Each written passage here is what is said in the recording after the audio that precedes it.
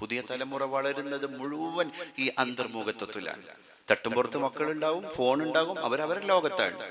ഒരു കമ്മ്യൂണിക്കേഷൻ ഇല്ല, ഒരു ഫ്രണ്ട്ഷിപ്പ് ഇല്ല, ഒരു ആദാന പ്രദാനങ്ങളില്ല, ഒന്ന് മനസ്സ് തുറന്നിട്ട് സംവദിക്കാനുള്ള ഒരു നിമിഷം പോലും നമ്മുടെ വീടുകളിൽ ലഭ്യമാകുന്നില്ല. ഇത് ടെക് അഡിക്ഷനാണ്.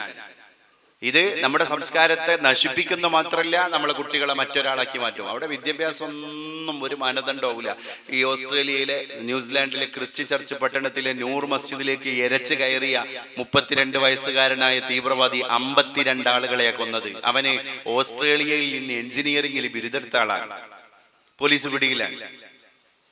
ഇവിടെ തിരുവനന്തപുരത്ത് എന്താ ആസ്ട്രൽ പ്രൊജക്ഷനോ പരകായ പ്രവേശം, ഞാൻ ഒരാളെ എൻ്റെ സ്വന്തം ചോരകളായിരിക്കുന്ന ആളുകളെ കൊന്ന് ആ രക്തം എൻ്റെ ശരീരത്തിൽ പുരട്ടി കഴിഞ്ഞാൽ എൻ്റെ ആത്മാവ് വേറൊരാളുടെ ആത്മാവിലേക്കും അയാളുടെ ആത്മാവ് എൻ്റെ ശരീരത്തിലേക്കും സന്നിവേശിപ്പിക്കാൻ കഴിയും എന്ന മൂഢധാരണ, അന്ധവിശ്വാസം.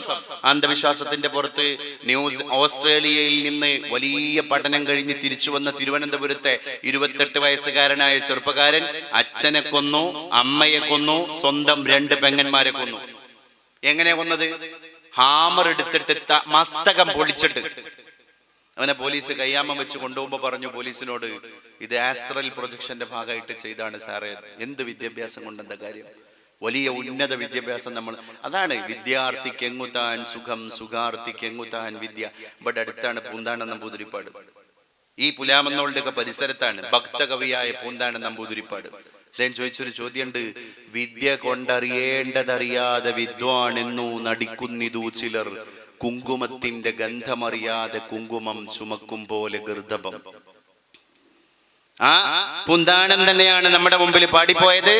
കണ്ടുകണ്ടങ്ങിരിക്കും ജനങ്ങളെ കണ്ടില്ലെന്നോ വരുത്തുന്നതും ഭവാൻ, 2-4 ദിനം കൊണ്ടൊരുത്തനെ തണ്ടിലേറ്റി നടത്തുന്നതും ഭവാൻ, മാളിക മുകളേറിയ മന്നന്റെ തോളിൽ മാറാപ്പു കേറ്റുന്നതും ഭവാൻ.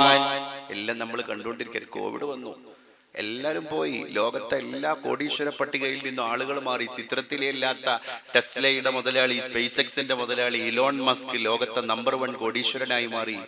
കൂപ്പുകുത്തിയ പല ആളുകൾക്കും ഉയർന്നു നിൽക്കാൻ സാധ്യമായിട്ടില്ല. അതുകൊണ്ട് നമ്മളെ നിയന്ത്രിക്കുന്നതും നമ്മളാക്കി മാറ്റുന്നതും നമ്മുടെ പേഴ്സണാലിറ്റിയാണ് എന്ന് പുതിയ തലമുറയോട് പറഞ്ഞുകൊണ്ടേയിരിക്കുക. അതിൽ മാത്രമാണ് കാര്യമുള്ളത്. അൽ മർഉ അലാ ദീനി ഖലീലിഹി. നമ്മുടെ കുട്ടികളുടെ കൾച്ചർ അവരുടെ സുഹൃത്തുക്കളുടെ കൾച്ചറിനനുസരിച്ചുണ്ടാകും. ഫൽയൻദുർ അഹദുക്കും മൻ യുഖാലിൽ. അതുകൊണ്ട് ആരെയാണ് നമ്മൾ നമ്മുടെ സുഹൃത്തായിട്ട് സ്വീകരിക്കേണ്ടത് എന്നുള്ളത് നമ്മളെ കുട്ടികളെ എപ്പോഴും പറഞ്ഞുകൊണ്ടേയിരിക്കണം.